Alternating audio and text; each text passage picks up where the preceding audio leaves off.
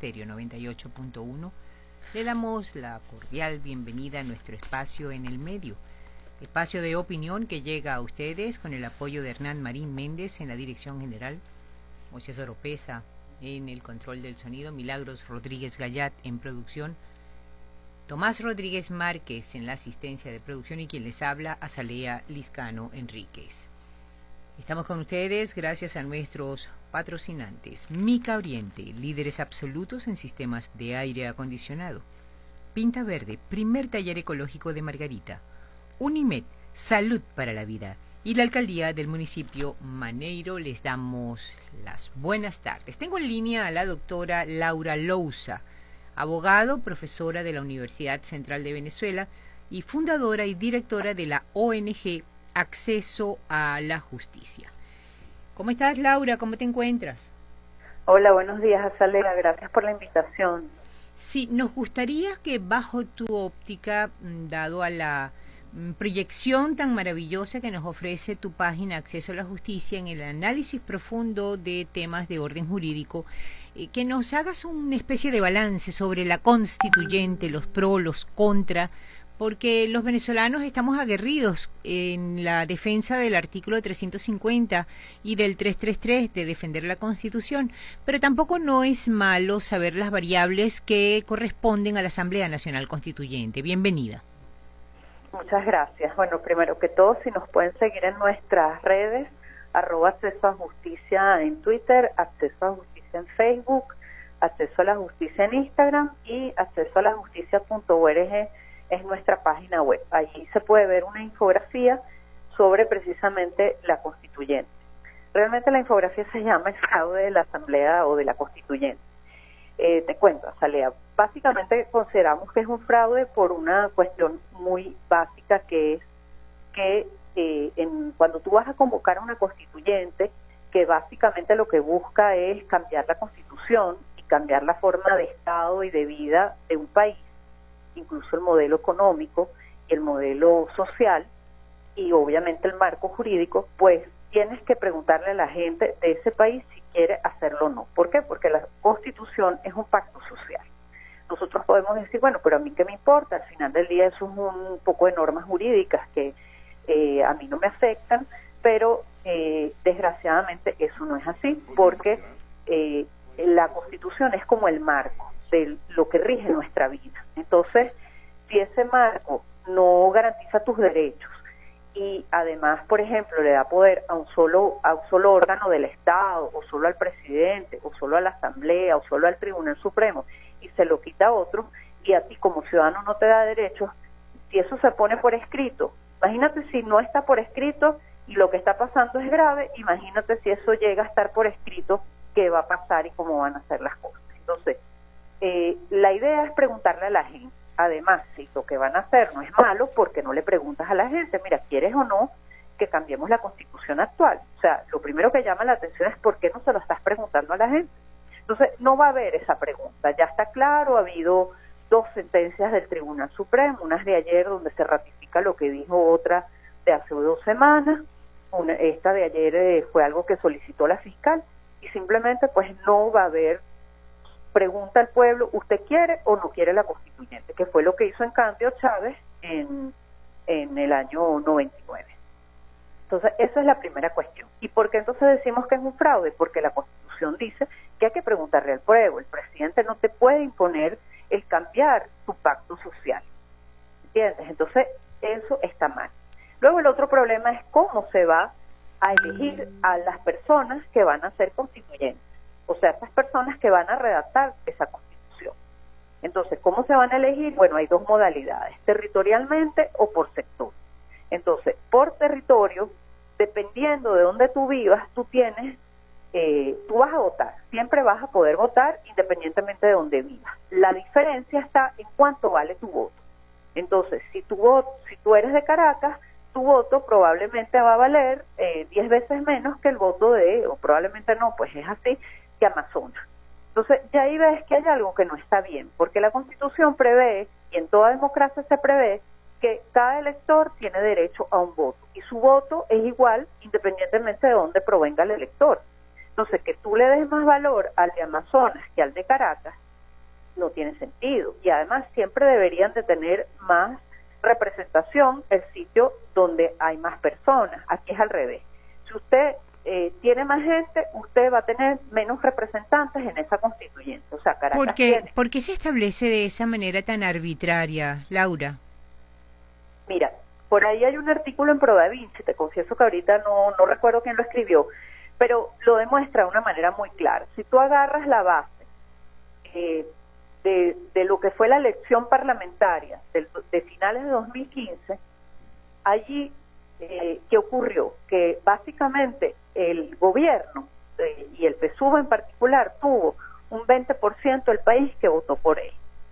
Entonces, se reprodujo eso y se hizo un escenario sobre esa base del 2015 que ahora saldría mucho peor, y el resultado es que tú ganas aunque tengas solo 20% que vota por ti. Entonces los estados y los municipios donde hay más gente a favor del gobierno, que suelen ser los sitios menos poblados, los sitios más rurales, porque probablemente también con esta hegemonía comunicacional que hay, pues ellos no tienen acceso a la información como es, y los problemas de este país se han agravado mucho en grandes ciudades por la misma delincuencia y la misma escasez.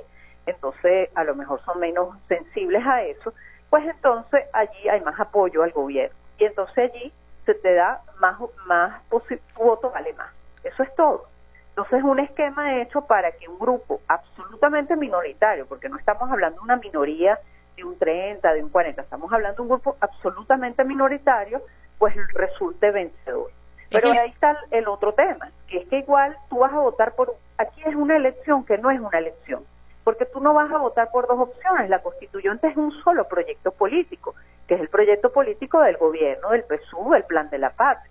Entonces, aunque tú votes por varios constituyentes, de todas maneras, todos tienen el mismo proyecto político. Entonces, es una elección falsa. Ahora, al ser dual, Laura, que se establece como proporcional y de personalización, la base de ese porcentaje es de un mismo partido y va a ser unísono porque la oposición no va a votar.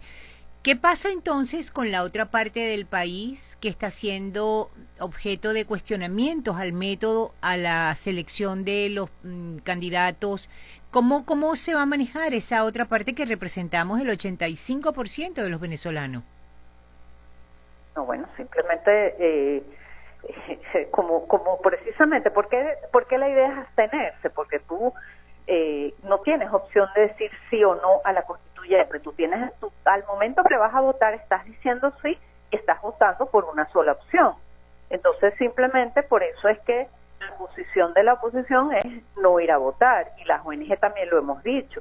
Entonces, simplemente quedamos excluidos, pero es que está claro que cada vez está más claro que esto de ser un proyecto político democrático pasó a ser un proyecto político autoritario, donde ya no me interesa, incluso un proyecto político que tenía rasgos autocráticos importantes en los últimos años, incluso en la época ya final de Chávez, donde pues incluso no final, la mitad del periodo ya con lo de la reforma constitucional, y a partir de ahí empezaron a hacerse leyes acordes a eso, que fue rechazado, pero con el tiempo voy perdiendo popularidad, y entonces ahora impongo un esquema donde a mí no me importa ya la mayoría, tanto que se habló esos años de la mayoría y que era tan importante.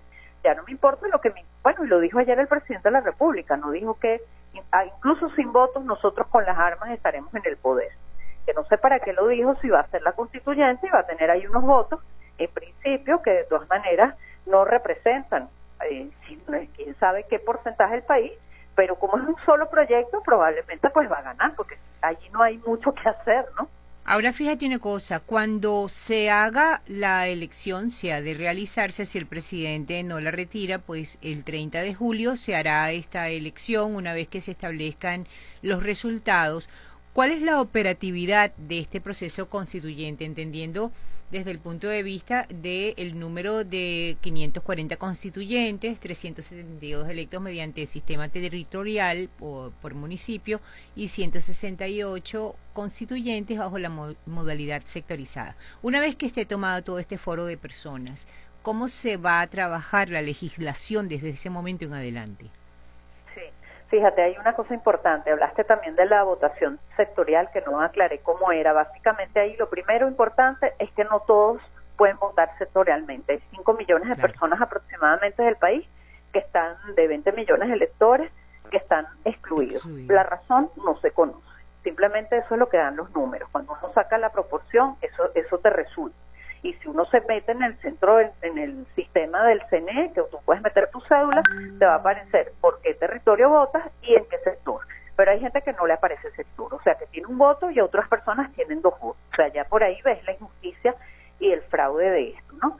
Y lo poco democrático que es. Y luego el sector te lo escogió el gobierno, o sea, no necesariamente de verdad, ahí no hay un padrón electoral. Y el candidato también, si tú quieres ser constituyente y postularte, pues no es que, por ejemplo, tú puedes postularte por la prensa, sino que tú vas a aparecer en el sector que el gobierno que te puso. Vaya usted a ver, a lo mejor tuviste la suerte que es por la prensa, pero a lo mejor no estás ahí. Entonces, eso es otra cuestión muy poco democrática de ese voto sectorial, ¿no? Y hay una cantidad más de sectores que están ahí dominados por el propio gobierno. Por ejemplo, un sector es la administración pública. Se cayó la llamada. Hay sectores como lo que nos decía la doctora Laura Lousa, el sector público, hay trabajadores, hay campesinos, hay pescadores, estudiantes, personas con discapacidad, pueblos indígenas, pensionados, empresarios, comunas y consejos comunales. Laura explicaba los ámbitos sectoriales. ¿Estás al aire? Estamos nuevamente contactándole.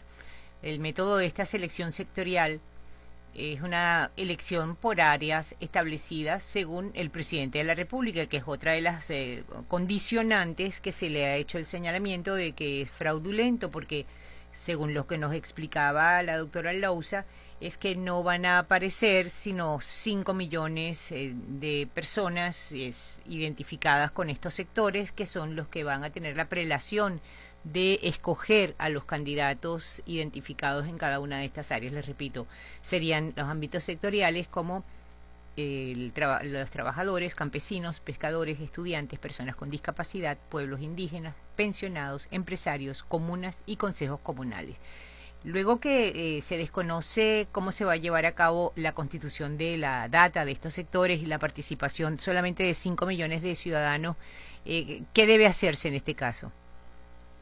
Sí, allí fíjate qué pasa, lo que tú me preguntabas, no se sabe nada, o sea, básicamente esas personas van a redactar una nueva constitución. Bueno, primero no se sabe en cuánto tiempo, no se ha dicho cuánto tiempo, 1 año, 6 meses, 1 mes, 3 meses, 3 años, 5, no se sabe.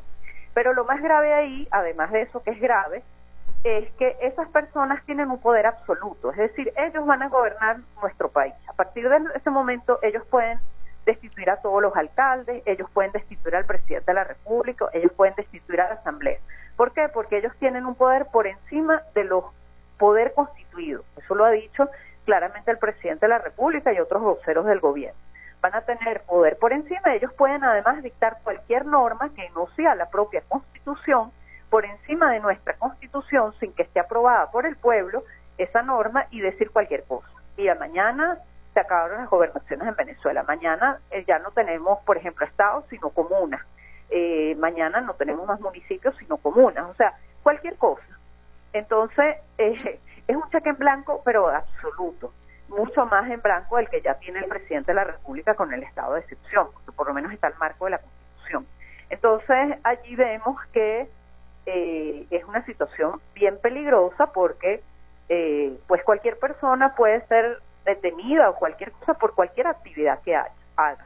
Y obviamente el control absoluto de la vida de todos los venezolanos va a estar en manos del gobierno, mucho más de lo que está ahorita. O sea, pasamos probablemente a un estado de una dictadura formal. En mi opinión, ese grupo va a ser una suerte de politburó al estilo soviético, que va a ser el que de verdad mande, porque así funciona, pues un comité que es el que toma todas las decisiones. Y de hecho, los que están queriendo ir a la constituyente son de los grandes voceros del gobierno, de los que tienen más poder.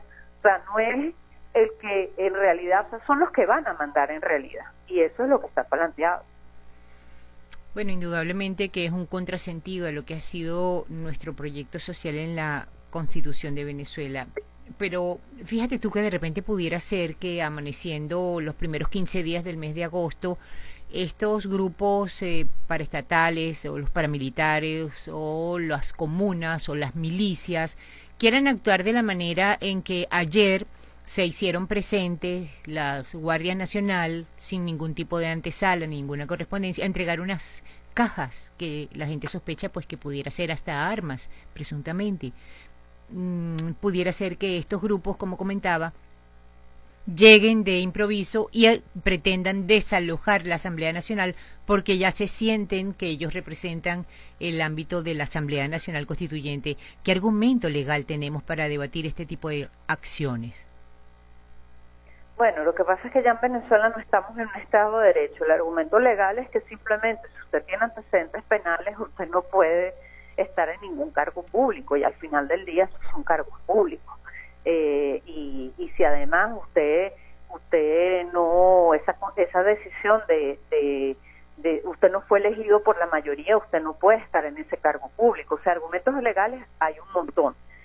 Lo que pasa es que ya estamos en un estado de una situación de facto, de hecho, donde el gobierno está actuando de una manera paralela a la Constitución, porque fíjate en las sentencias de ayer, donde es una toma al final de la Fiscalía, lo mismo que se hizo a través de una decisión judicial, que es un acto jurídico, un acto de un órgano del Estado, pero el contenido es totalmente fuera de la Constitución, se le dan atribuciones al defensor del pueblo que no tiene, y tratando ahí como de confundir con algunos leguleyelismos y que en realidad corresponden a la fiscal.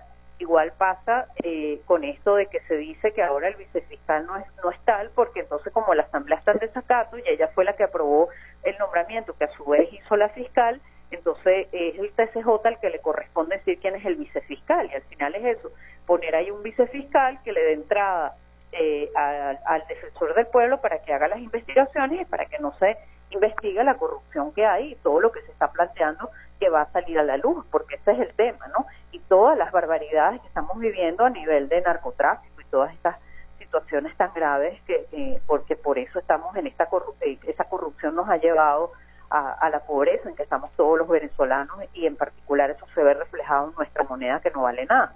Entonces, eso de ayer efectivamente fue una toma también de la Asamblea, pero al final del día eso va a ser el principio legal donde esa constituyente va a actuar ahí y va a sustituir a todos los poderes, y probablemente con un ejecutivo que puede ser el mismo presidente, o ellos nombrarán un presidente de eso que no se sabe quién va a ser, ¿no? Qué difícil momento vive la patria, Laura. Qué mensaje, digamos, de optimismo, porque la gente es verdad, la gente va al trancazo, algunos no van, otros están reticentes, están disgustados, están polemizando, pero la única vía es la resistencia civil organizada y pacífica. Yo siento que la gente va muy cabizbaja, la gente está muy irascible, muy violenta, y tal vez están desesperanzadas porque no sienten que la justicia está de su lado, y pareciera que no hay argumentos para defendernos en el proyecto posible inmediatamente a todo lo que viene. ¿Qué mensaje le darías tú sobre esa expectación en la justicia que debe abordarnos a todos? Sí, mira, nosotros estamos ya desde el punto de vista formal, legal, jurídico, constitucional en una dictadura, ¿ok? Una dictadura con sus peculiaridades, tú y yo estamos pudiendo hablar, pero pudiéramos también no poder, o sea, es una cosa del azar, simplemente cuando ya tú estás en eso y has avanzado tanto en una lucha de denuncia, de explicar, de marchar, de protestar, de visibilizar, de ir a los organismos internacionales, tienes que continuar, o sea, no te puedes caer justo en el momento en que eventualmente vas a llegar al final. Nuestro término, el 30 de julio, que ahí es donde se va a instalar a partir de agosto, como bien decías tú, formalmente esa dictadura. Ya va a ser algo formal completamente, algo más de estilo tradicional, porque ahora es algo un poquito, cada vez menos, como vimos por el acto de ayer de fuerza en la Asamblea Nacional, pero va a ser ya algo más formal. Entonces tú no te puedes caer justo cuando estás por llegar a la meta, ¿no? Independientemente del resultado. O sea, el resultado no está garantizado, pero hay que seguirlo intentando, porque es que no tenemos otra opción. Aquí estamos hablando de temas humanitarios básicos. Si sigue este esquema que tiene el gobierno de que no produce, de que no deja producir, oye, en un año no vamos a tener ni vegetales, porque no va a haber ni semillas, ¿me entiendes? El ambiente cada vez va a estar peor, porque el ambiente a nivel de nuestro oxígeno, que es una de las campañas del gobierno, el ambiente, pero es que no se ocupan de nada, y además la minería y todo el proyecto del Arco del Orinoco son cosas gravísimas que nos va a cambiar el clima, que los árboles en Caracas no van a ser más verdes, y hay una bacteria un animalito, pues yo no sé mucho de eso, y no se le está haciendo el mantenimiento adecuado. Entonces estamos en una situación existencial en Venezuela a todo nivel. Algunos comemos, gracias a Dios, uno todavía come, otros ni comen, otros comen de la basura, otros comen un poco menos veces al día, pero estamos en eso. Unos consiguen las vacunas por fuera, otros por acá, otros no las consiguen, otros se las da a la familia, pero así vivimos todos, ¿me entiendes? Objeto del AMPA. Entonces, oye, cuando tú estás en una situación de sobrevivencia existencial, no puedes desanimar, tienes que seguir, porque es que así es la vida, tienes que continuar porque tienes que luchar para poder vivir en un país normal. Claro, pero cuando el presidente Maduro dice que hará la constituyente, pero que lo que no conseguirá por los votos va a conseguirlos por las armas, entonces ¿para qué va a ser la constituyente? Sí, eso fue algo a mí que me hizo mucho ruido ayer. Yo pensé, bueno, pero ¿qué significa eso? Es que ellos mismos han dicho que va a haber sabotajes eventualmente, están tomando algunas medidas.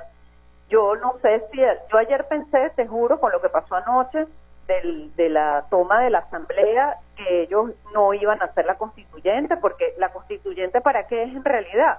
Bueno, aparte de crear, o sea, primero es para tomar la asamblea, tomar la fiscalía y eliminar cualquier poder disidente, las gobernaciones, las alcaldías, etcétera. O sea, acabar con la disidencia, acabar con la oposición, eso está claro. Y cualquier persona que se oponga a ese proyecto político y a lo que es el plan de la patria, todo eso, acabar con eso, ¿ok? Entonces, eso es lo primero. Entonces, eso lo puedes lograr efectivamente sin la constituyente, simplemente directamente con las armas y con la imposición de la fuerza todavía a mayor volumen de lo que se está haciendo, con más arrestos, etc. Pero, por otro lado, tú tienes todavía un grupo de gente que cree en tu proyecto, tienes mucha gente que no cree, pero no entiende tampoco, y la estás como distrayendo y la tienes ahí con la famosa ilusión, un poco el esquema de lo que ya venimos viviendo del populismo, de Chávez, que ese es el esquema político, desgraciadamente. Entonces, quizás es por eso, para no tener mayores saqueos, para no tener mayor alzamiento, para no tener más protestas, como calmar un poco la cosa, aunque en realidad ha hecho el efecto contrario. Pero a lo mejor en esa idea de ese tipo de política que se ha ido llevando a cabo es por lo que lo está planteando, pero también puede ser que ayer pensó, bueno, como no me está resultando, yo me voy a las armas. Puede ser simplemente una amenaza. Mira, parte del problema, Saleh, es que aquí vivimos en una incertidumbre total, no sabemos qué va a pasar, no sabemos, y tenemos un gobierno que realmente no se comunica con el día a día ni con la gente, y entonces, bueno, simplemente nos regaña, nos dice, nos habla de armas, nos amenaza. Entonces uno no sabe si esa amenaza es para amedrentar o porque de verdad, entonces, ¿qué voy a hacer? O es para amedrentar, puede ser también un mensaje a quien está, el CLAP, dependiendo del carnet de la patria, el CLAP, como para forzarnos, porque el esquema desgraciadamente ya no es que te doy esto para que votes por mí o para que yo te caiga bien, es que te doy esto porque si no, no te doy de comer. Entonces, inscríbete, métete tal, porque si no, igual yo lo voy a lograr por la fuerza. Entonces, por la fuerza, mejor de una vez métete y vota por mí y ya está conmigo. También puede ser eso, porque eso es lo que está pasando en los sectores populares. La gente siente que el otro grupo no tiene poder, este tiene poder, y bueno, y entonces yo mejor me alineo a este para que me lancen algo, porque igual si no, no tengo que comer. Y es una cuestión de sobrevivencia. Muy Entonces, fuerte. podemos soñar con otra cosa. O sea, ¿por qué tenemos que pensar que vamos a tener que depender siempre de un grupo? Vamos a soñar, que es lo que estamos proponiendo. Los jóvenes en este país y nosotros, las ONG, la prensa, los profesionales, ¿qué es lo que estamos diciendo a la gente? Soñemos con otra cosa, no con un gobierno que nos dé para poder vivir, sino que nosotros podamos hacerlo nosotros a través de nuestro trabajo, conseguir lo que necesitamos para vivir sin pedirle a nadie. Muchísimas gracias, Laura, por darnos todo el análisis interesante en lo que significa esa posibilidad de la Asamblea Nacional Constituyente.